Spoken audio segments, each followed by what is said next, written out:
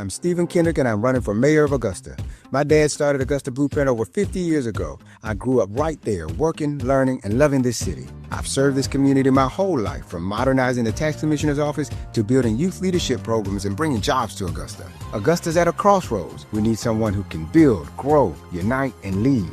Keep an open mind. Let me earn your vote the same way my family earned its place here, by working for it. All in for Augusta, all in for you. I'm Stephen Kendrick. Let me earn your vote. Good evening. I'm Stephen Kendrick and I'm running for mayor of Augusta, Georgia. Tonight, I want to get straight into it, straight into the heart of this topic. I'm doing this so I can move directly to your questions that we've been receiving.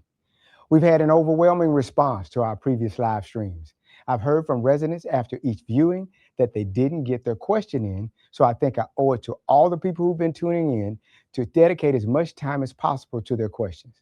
Now, tonight, I have two major points to make. First, about housing, and then about the taxes and fees. Up first, housing, or should I say, lack of housing inventory. This problem is crippling Augusta and affecting our financial future. Now, I want to make sure everyone understands the connection, so I've gathered some numbers to prove it. Let's take a look. A regional housing study published in August of 2025, about 7 months ago, shows the region, and Augusta in particular, doing well in the job creation space. Led by Fort Gordon in manufacturing, Augusta is the heartbeat of the region's economic engine and the primary place for jobs. Problem is, we are really good at recruiting large manufacturers with exceptional jobs to Augusta. But we are awful in converting the workers that we've recruited to those jobs into residents here. The lack of strategy and vision and inability to convert these workers into residents rests primarily with the leadership you elected to make sure our city continues to grow and prosper. So why isn't the conversion of jobs to residents happening? Why don't people choose to live in Augusta? Well, some point to information quoted in the study as a reason. That is, and the quote was, the negative regional perceptions about Augusta's school system and safety. I don't necessarily agree. I'd like to point out an equally important reason from the study about why people don't move to Augusta, and it's actually what I primarily want to talk about today. That is Augusta's aging housing inventory, or put another way, there ain't enough decent places for people to live in Augusta, Georgia. Although this weakness in Augusta's housing inventory is identifiable and actionable, your leadership has failed to make it the priority it should be. When the regional housing study that we presented performed a survey and asked, what are the primary reasons people live where they do? A total of almost half the respondents indicated living near their job and having the type of housing that they needed available as the primary factors. Schools rank much lower. So as for the living near their job respondents, we get it. Augusta is positioned perfectly. Augusta gets consideration for housing and living here because we're where the jobs are. But for having the type of housing that they needed available, those respondents in this area, we fail miserably. We must fix this problem. We want and need people who come to Augusta to work to live here in Augusta too. So we must give them somewhere to live. Augustas want somewhere that has the amenities and curb appeal of our neighboring counties. Augustas need homes that fit into all price ranges. And right now, Augusta is losing that battle to our neighbors with no plan to fix it. Let's look at these alarming numbers. Since 2001, Columbia and Aiken counties have built over 35,000 more single-family homes than Augusta. Let me say that again. Since 2001, 25 years, Columbia and Aiken have built over 35,000 more single-family homes than Augusta, Georgia. That represents billions of dollars in additional tax base and discretionary funding for governments. Almost $8.8 billion to be exact. That's money to help our neighboring counties pay for their public safety, pay for their infrastructure, pay for their quality of life projects. When we in Augusta have fewer people to share the burden of funding government, that means you and I pay more and you and I lose services. That brings me to point 2 in our discussion today: taxes and fees. Absent the revenue that is collected from a community that is growing with businesses and homes, remember now, we have a 35,000 deficit in housing starts to our neighboring counties. Government must find a way to bring in more income, with cost to government continuing to rise. Unfortunately for Augusta, our leadership's answer seems to be increasing costs to taxpayers through taxes and fees. Simply speaking, we're paying too much for what we're getting. Taxes and fees are just too high. You're paying more in property taxes. You're paying more in sales taxes. You're paying more in special fees. And you're losing the things that you think government should be providing from the money that you've already paid. While some of you may have missed this, you'll notice a new or higher streetlight fee on your tax bill, both last September and this September, even if there aren't any lights on your street. You may have also missed the garbage fee increase, but service levels did not. Oh, and don't forget, recycling is no longer included in your service. So if you'd like to continue recycling, that's a new fee for you. And the approval and assessment of all these fees set by your mayor and commissioners. $4 increase for trash service, a new $45 fee for people who have no street lights on their street, and as much as a $295 street light fee for previous exempt properties. Tasha Martin is now paying that new $45 street light fee on top of the new trash fee. I know everything's going up, but this is insane. It hurts, especially when, we work hard for what we do have. And every year you just see the taxes go up. Augusta residents, these problems of limited housing inventory and escalating taxes and fees have gotten out of control with no solution in sight. But I've been speaking on this issue for years with a solution. So listen, you build more homes, which brings growth, with more people, which brings more businesses, and we begin to share the tax burden. Augusta's not growing naturally. We're stagnant, so we have to create the conditions to make it grow. In case you missed it, we're no longer the second largest city in Georgia, and we're certainly not the fastest growing county or city in the CSRA. In fact, did you know by 2035, Columbia County is projected to be larger than Augusta, and in 2050, they're projected to have over 250,000 people. And guess what?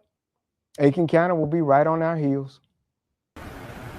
Well, that's right, Richard. They are, and rightfully so. Columbia County is actually the fastest growing county here in the CSRA. That's because Columbia County has seen a 72% increase in population growth from 2000 to 2018. And they say the county will see a 194% increase in population in the year 2050.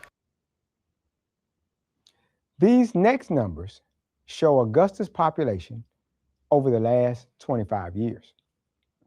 As you can see, we really haven't grown in the last 3 years. We've added about 500 people a year. That's not really growth. Seems like I remember there being a campaign slogan for growth from my opponent last time. I hope we figured out by now that behind the words, there should be a plan. And you know what else? People are just frustrated. Not taxpayers have bills to pay and new fees to cover. Yeah, we are concerned, but what can we do about it? It's the good old boy system, and it is what it is. Well, here's what you do about it. You elect new visionary leadership, someone who has a plan, someone who has a solution. Based on what I presented today, Augusta still has a tremendous opportunity. Housing development must be a part of Augusta's economic development strategy.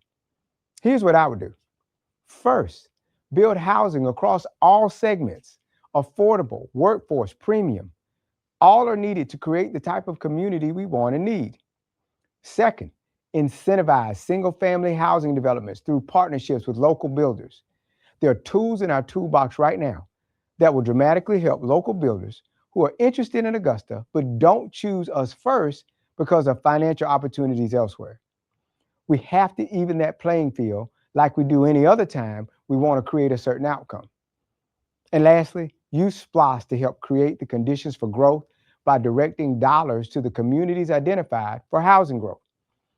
We have available land in East and South Augusta that could be used to create planned communities that are aligned with the neighborhood and community vision. Simply put, that means bringing more people here to live and pay taxes so you and I don't have to pay so much. Folks, I've worked on this for years and I'm excited to get into the details. So let's get ready for questions. First, if I get my team to get the monitor in place so I can see the questions. Let's see here. Remember, we're live here. Okay, I got a monitor here. I got it. All right, TJ, let's start with some questions that were submitted. Let's go. We got some. So we had questions come in advance. We asked for those, and we got quite a few. So we're going to answer some of those. And then if we get any live, we'll do those as well. So here's the first one.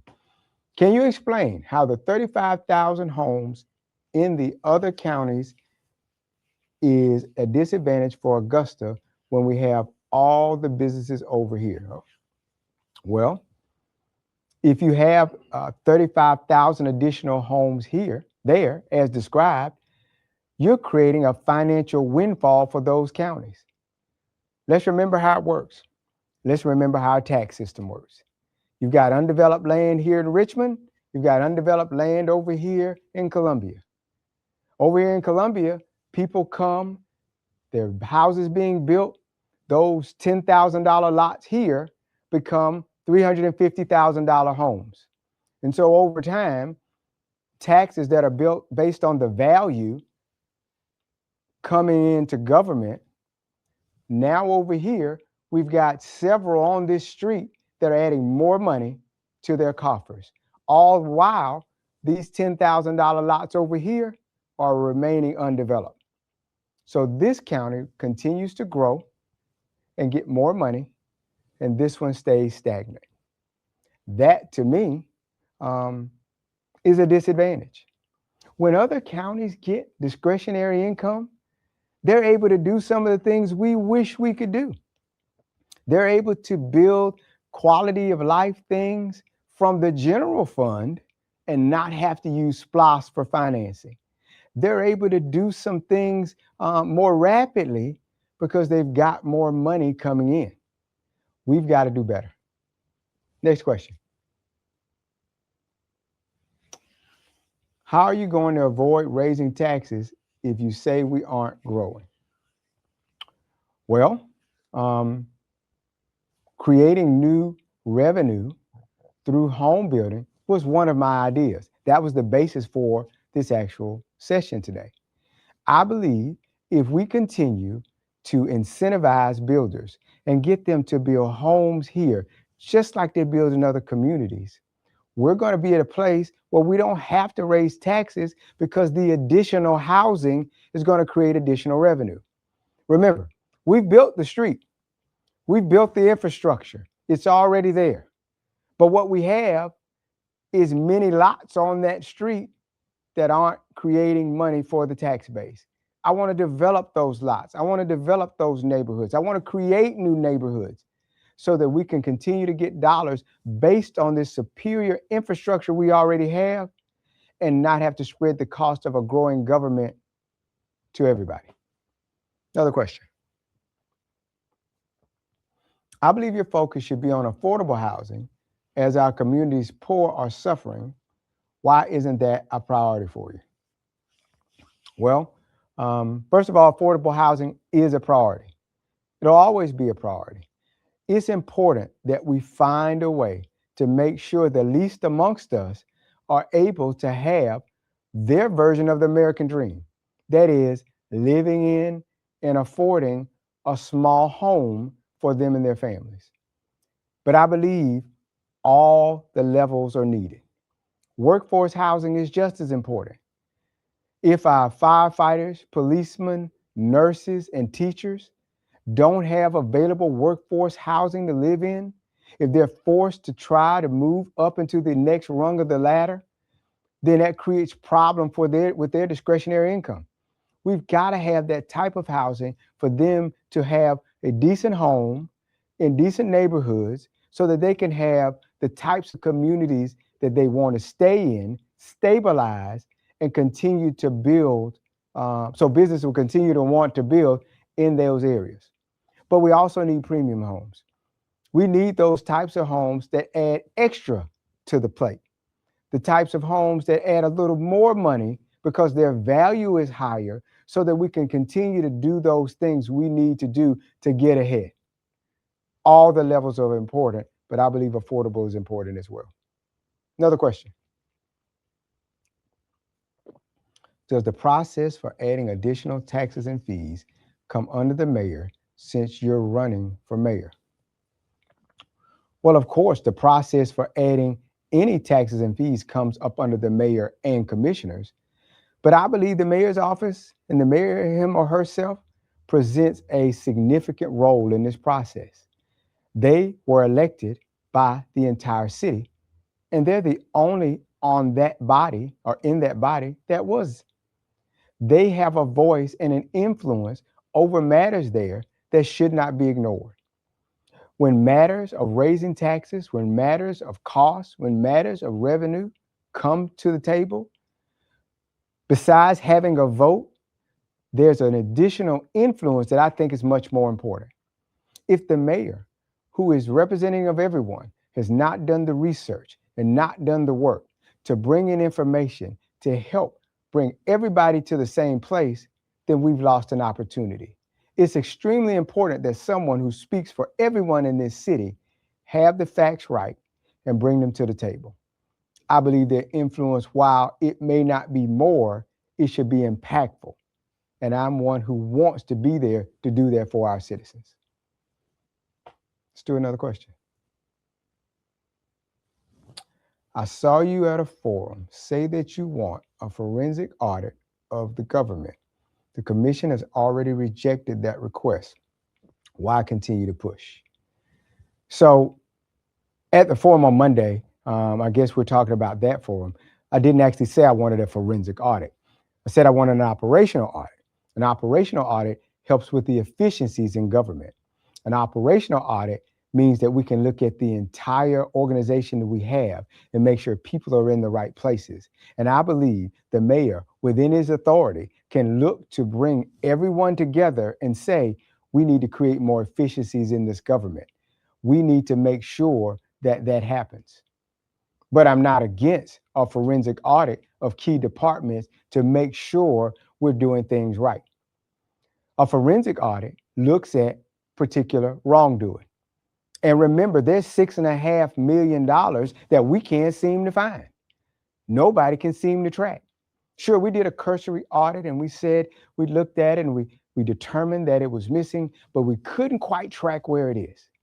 I'd be fully in support of doing an audit of that department, a forensic audit, to find out, was there any wrongdoing in that manner? So there's a difference between forensic and operational. I call for operational and I will continue to. And the question that was asked of me of the forum was, in my first 100 days, what were some of the things I do? And one of them was call for an operational audit. I will do that, but I also will support a forensic one of departments that we believe are in trouble. Next question. Do you support teaming up with the state and the feds to help develop and beautify our highways and the interstate sections that run through Augusta? Oh, absolutely. Not only with the feds and the state, but we need to do it as well. Our gateways into our community, you know, everybody says that, will only look great this week or next week, the Masters Week. We're going to fix all the gateways getting off I-20. We're going to clean them all up. But I believe there's opportunities to fix these gateways and come into what we have come to describe as the Garden City, so they look good all the time. And I'm in full support of those type of partnerships, not only with the state and federal government, but with private organizations too. Some may not know, but in our city right now, There are private organizations that partner with the city of Augusta to take care of those gateways coming into our city. There are people so prideful of the place we live that they use their own money along with city money together to make sure they look good. But can we find some more of those? I believe we can. And I'll be out there trying to find them so that we can continue to beautify this city and make it really the Garden City. Another question. If the solution is as simple as building more residential homes, why hasn't anyone addressed this issue before? Well, I believe the combination of experiences I have are different. And so, because I was someone who was a part of the Land Bank Authority in helping to write a strategic plan and making sure that it was stable and doing the things that it was able to do from a state's function, I have a unique set of experiences that tell me what that organization can do. But also, as chairman of Augusta's Economic Development Authority, I was able to see other things as well. I also served as Augusta's tax commissioner and was a part of the taxing process. And I was also a part of running a city agency, that is the tax commissioner's office. And so I understand government budgeting. I believe that I have a unique set of circumstances and a unique set of skills that allow me to do some things that others may not have seen. I believe it requires looking at all the different things you do well, having some ideas about things that could work for Augusta and proposing an idea. And that's just what I've done. Next question. How do you plan to address fixing the aging infrastructure that would be necessary to build new neighborhoods? So I'm hoping that the building of new neighborhoods will require new infrastructure. That is, taking that infrastructure into places where we are already building. But if you're talking about places in which we want to do rebuilds, it's going to take the use of SPLOST programmatically to fund those types of projects. Augusta is an old city, and in old cities, you have to understand that sometimes there's going to be issues underground.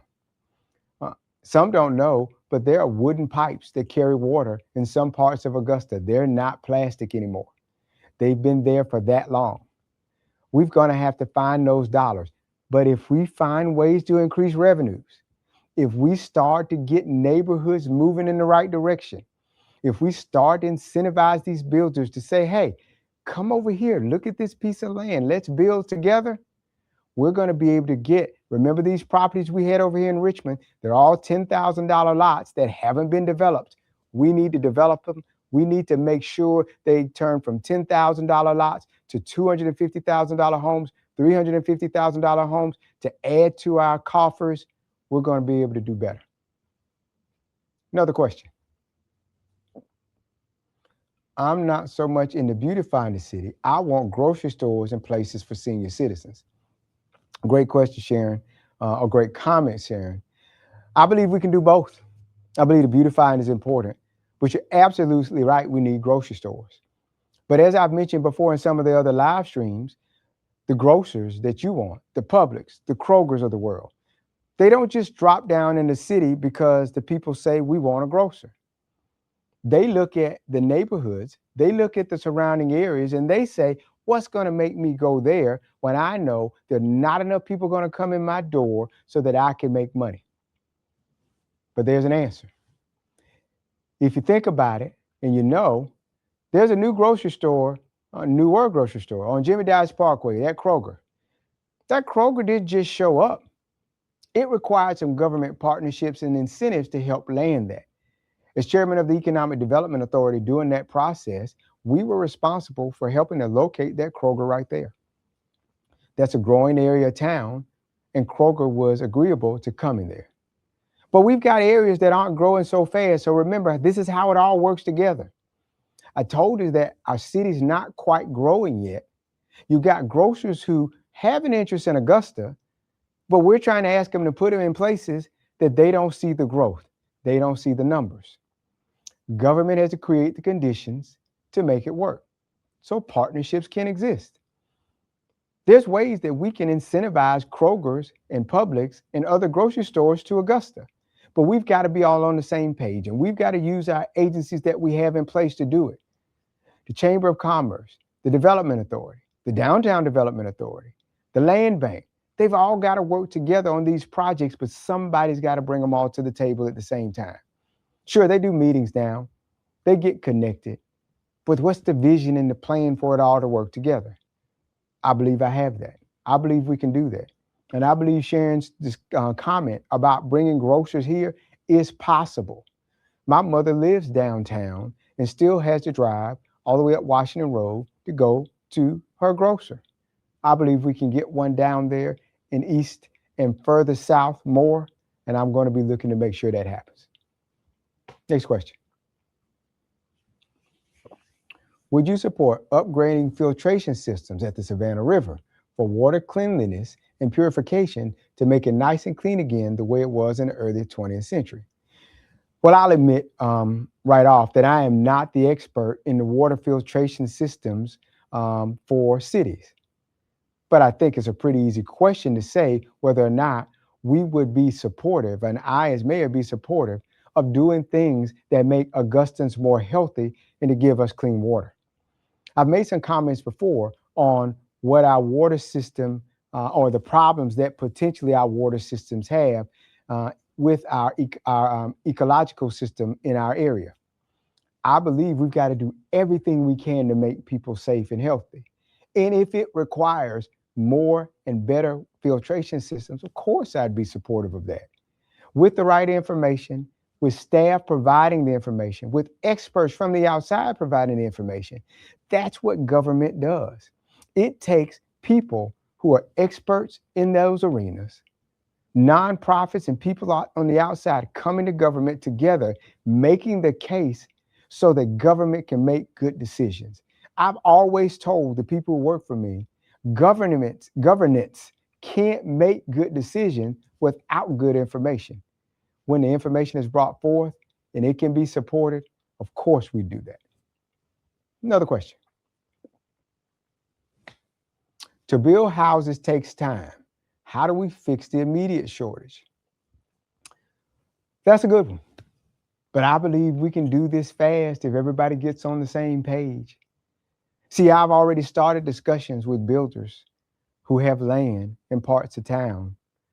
I've already had discussions with private owners who have land in certain parts of town. And I'm interested in seeing if the types of relationships and partnerships can be made so that our city can do these things with these folks in targeted areas of our city to draw growth there so we can get the grocery store we just talked about. We need to make sure that people are in the places where we want these businesses to go.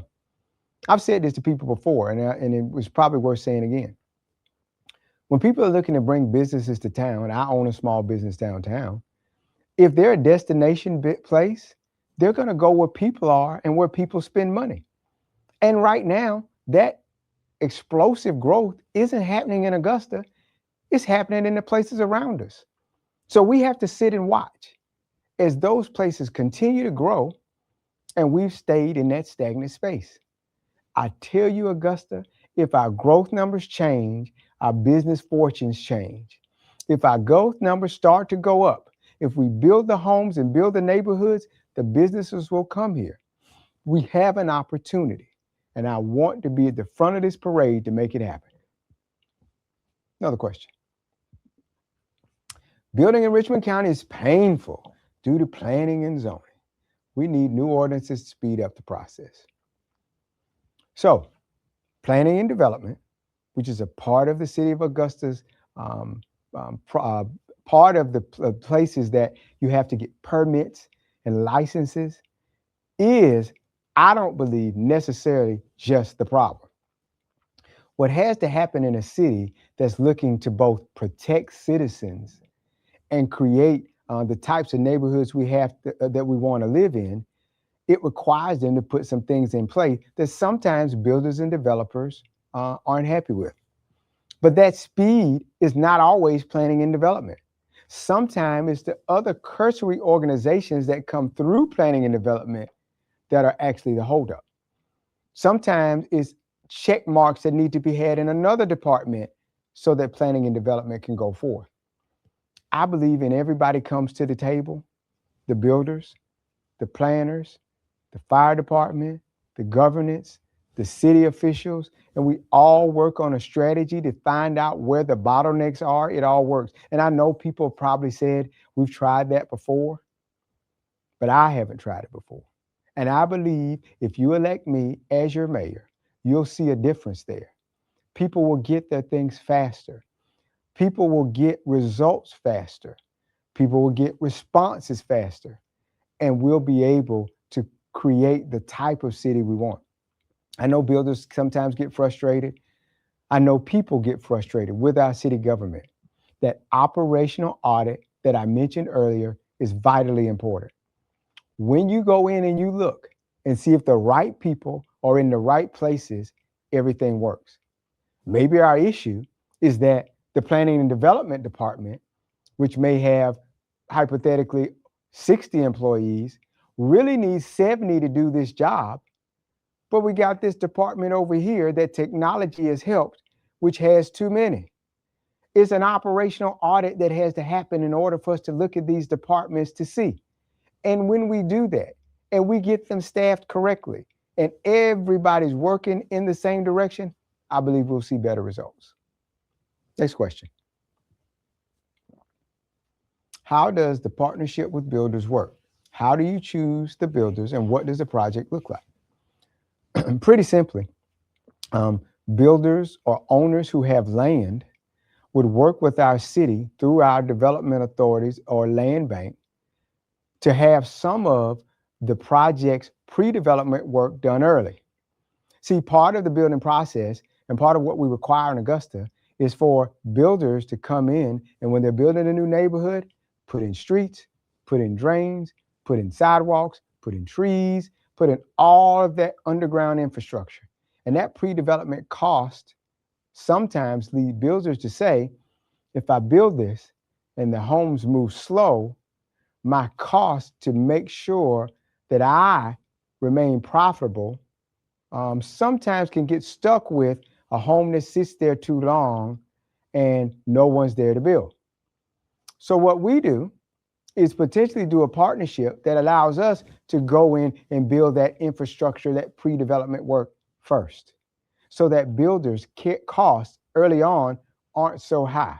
So they're willing to take a risk on Augusta and a home sitting there a little longer. That's possible. That's doable. That's going to happen if Stephen Kendrick becomes mayor. Next question. Do you support privatization of city government as this seems to be the direction of the present administration?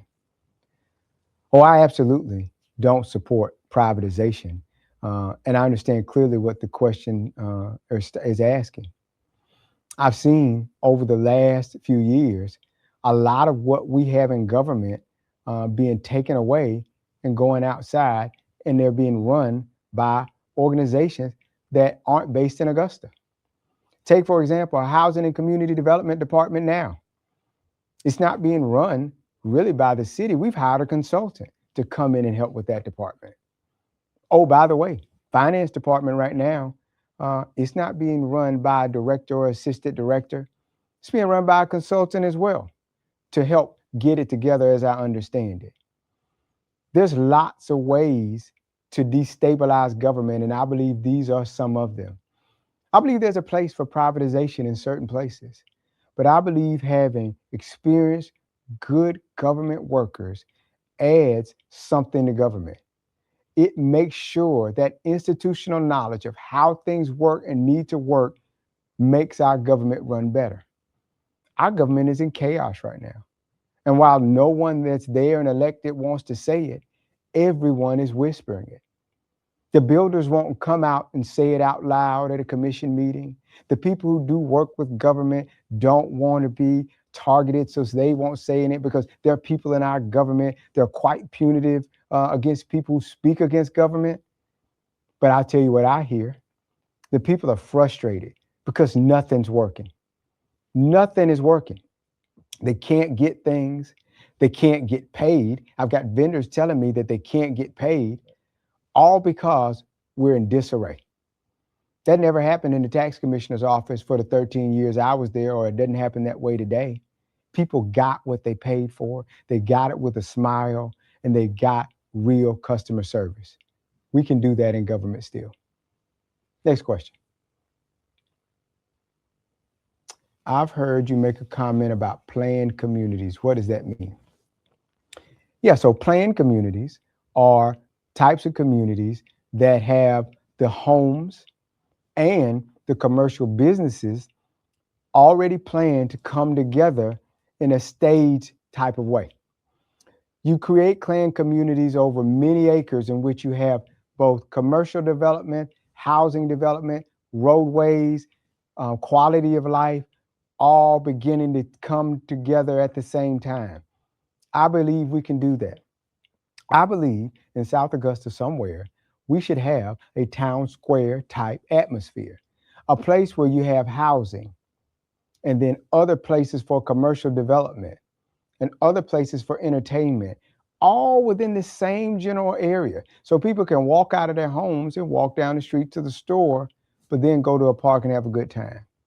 I've got some ideas about that. I think that can be done. But it can only be done if government takes the initiative to put their money where their mouth is and give the people what they're asking for.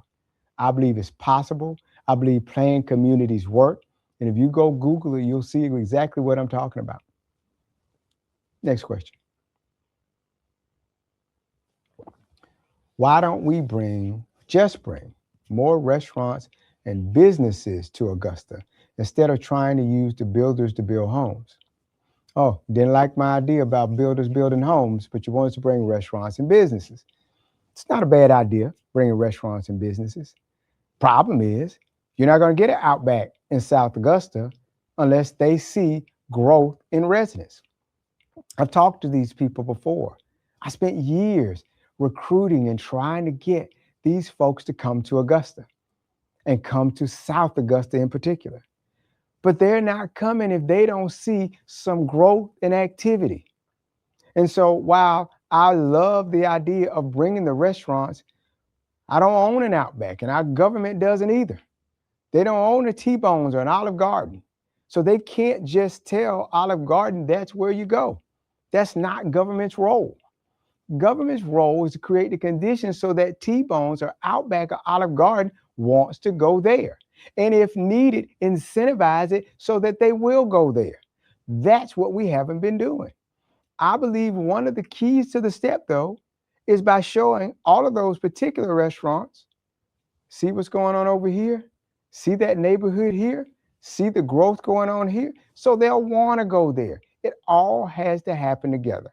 And I'm willing, again, to be the drum major to lead this parade. Got a couple more? If you become mayor, will you work with state officials to legalize certain nightlife aspects once allowed here, like nightclubs, gambling venues, open container policies, etc.? Interesting question as to what exactly Augusta would want to do as it relates to that certain nightlife. Right now, we've created different zones for different things so that they could happen. And I believe we can create an entertainment zone to do exactly what you're talking about. There's opportunities for us to do overlays and create these areas of town in which all of those types of things that young people are looking for and want to be in a vibrant city and have fun, we can do those. And it don't have to necessarily be right next to my neighborhood. But I don't believe we have to be the type of city that says we don't want anything. I believe we just have to put them in the right places. So I certainly believe in working with our state government along with whatever we have to do locally to identify those places and help create them, because I want people to want to stay here. And I believe younger people will if we provide for them the types of things they want. And I believe this is some of it. A couple more, I believe, right? How do we find out more about how the city of Augusta runs? A lot of people are informed, but a lot of people aren't. One of the things that I'll commit to do is holding quarterly meetings about how government runs. Government 101 is what we'll call it. And I've already done the framework for a class like that. I think we can take our government piece by piece and introduce to people just what's going on. I do those types of seminars now through my consulting company, and I'd love to do those type of seminars for about government for everyday people. I don't think we're going to have to do it in some kind of sophisticated way, but be able to bring people there and teach you about how government works. Many people don't know about our court system. Many people don't know about our public safety system or how engineering connects to planning, which connects to our fire department. All of those things work well together. And I'm willing, again, quarterly to come provide this information in a town hall type meeting and make sure citizens are informed. Cousin Colby, when you speak of growth in South Augusta, break down the growth because South Augusta 30906 going to 301 hold majority of the residents in Augusta. I hear you, Cousin Colby. You're saying we've got most of the people, and I agree. But that's a big area you're talking about. And when you're talking about growth for restaurants, they like density. They like to see the people living near the restaurant. And so when they're looking for density, and one other thing, looking for incomes, I'll agree, South of Gordon Highway has most of the people. But we've got to show them that we're building neighborhoods, creating density, creating traffic patterns. They want people driving by their stores. See, there's a science to building a grocery store, something I learned in recruiting this Kroger. They don't just go and slap a Kroger somewhere. They look at things like where you're going to be driving from, if you're going to make a right-hand turn into the Kroger on your way home from work, and if you can't, that makes the possible site not as attractive. Think about this for a second. They want to make sure when you're driving that you don't have to cut across traffic to turn into a grocer. That makes a site less desirable than if you're going home, you just take a right. All of that kind of science that goes into it, along with how many people, how much they make, where they live, all of it matters. Did you know they have ways in which they look at grocery store clusters to make sure that people are there? Let me give you an example. The corner of Washington Road and Alexander Drive, you notice there's a Kroger, and there's a Publix, and there's an Aldi, and if you go a half a mile down the street, there's a Costco.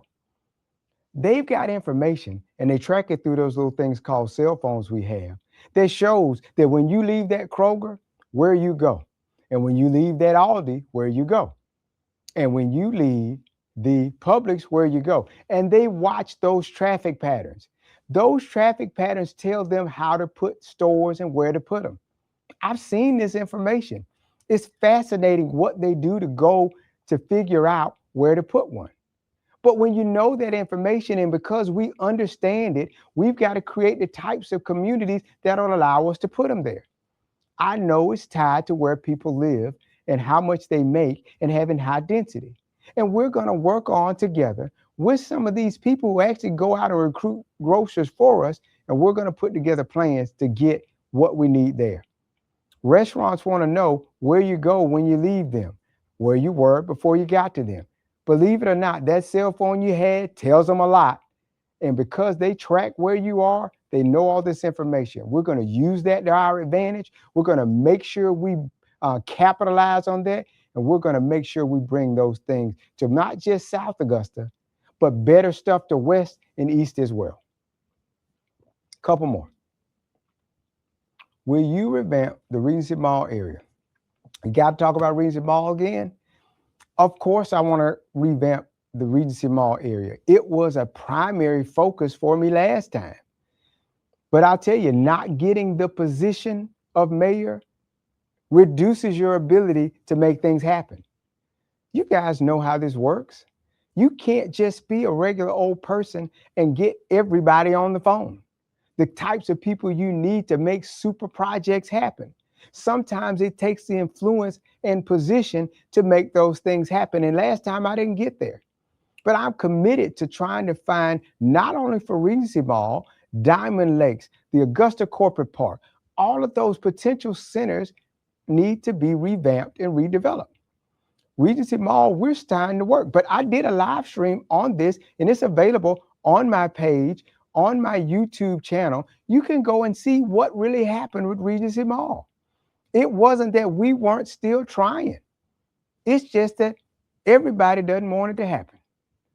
So I'm committed to it. I'm going to stay committed to it. I can't promise you I'll deliver that tomorrow, but I promise you I'm going to keep trying to work for it so Augusta can get what it deserves.